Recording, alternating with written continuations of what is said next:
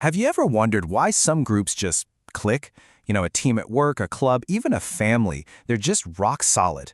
But then others, they just seem to fall apart at the seams. Well, it turns out there's a 2,500-year-old blueprint that has some shockingly modern answers. Today we're going to unpack the Sāmagāmasutta, an ancient guide to harmony that's more relevant now than ever. So our story kicks off with absolute chaos. The leader of this big spiritual community, a guy named MN104, has just passed away.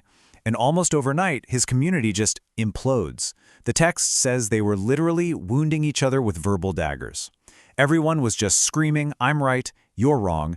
It was a total meltdown of trust, respect, everything. Now, watching all this drama unfold is one of the Buddha's main disciples, Ananda. And as he sees this other group tearing itself apart, he gets this really chilling thought. Wait a minute, could that happen to us? It's a terrifying question, right?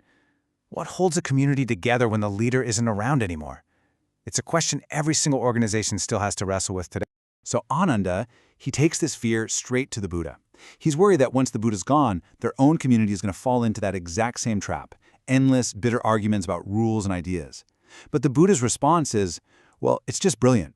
He doesn't just pat him on the back and say, "Don't worry." No, he gives him a complete masterclass on what conflict is really about. And the Buddha's first point is a total game changer. He tells Ananda, look, you're worried about the wrong thing. He says all those little arguments over rules and procedures, they're small stuff.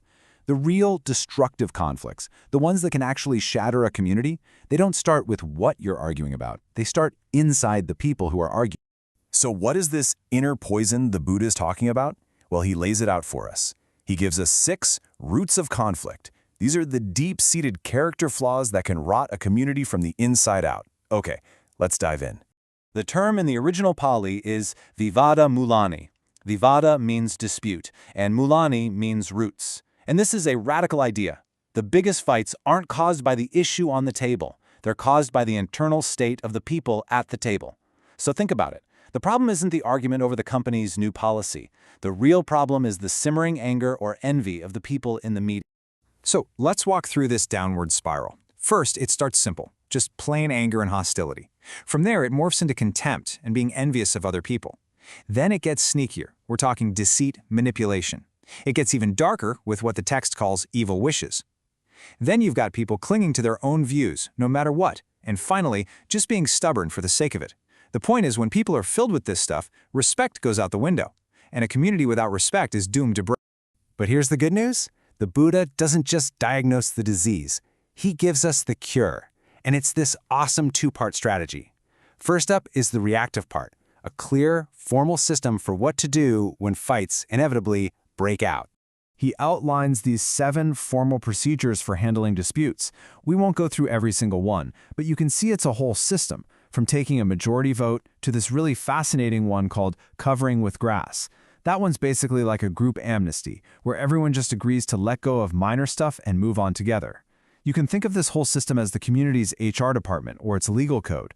It's absolutely necessary, but it's only half the solution. And that brings us to the second part of the solution. If the first part was reactive, this part is proactive. This is all about creating a culture, an environment, where those 6 poisonous roots of conflict can't even start to grow. This is the preventive medicine that keeps a community healthy in the first place. The Buddha calls these the Saraniya Dhamma. The name basically means principles that create affection, respect, and unity, things you should always remember. And I love this. If those first 6 things were the poison, these are the antidotes. These are the active, daily habits that you practice to build a genuinely strong and tight-knit group. And this is where it all clicks together so beautifully. Just look at how perfectly these 6 principles cancel out the 6 roots of conflict. Instead of anger, you practice kind actions. Instead of contempt, you offer kind words. Instead of evil wishes, you cultivate kind thoughts. You replace selfishness with generous sharing. You replace stubborn opinions with shared values and understanding. See? These aren't just nice ideas.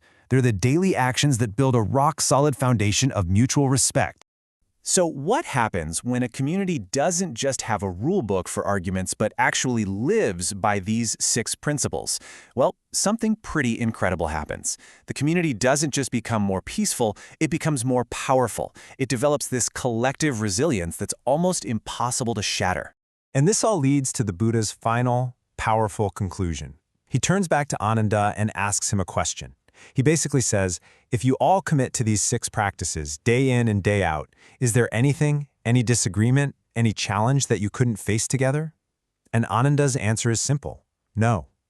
Because a community built on this foundation isn't just harmonious, it's unbreakable. So the ultimate lesson from this 2,500-year-old guide is actually pretty simple. Harmony isn't an accident. It's not something that just happens. It's a choice. It's an active daily practice of kindness, generosity, and respect. So as you go about your day, think about those 6 keys. Which one can you bring into your community, your team, your family, your friendships? Just pick one. What's the one key you'll use today? Definitely something worth thinking about.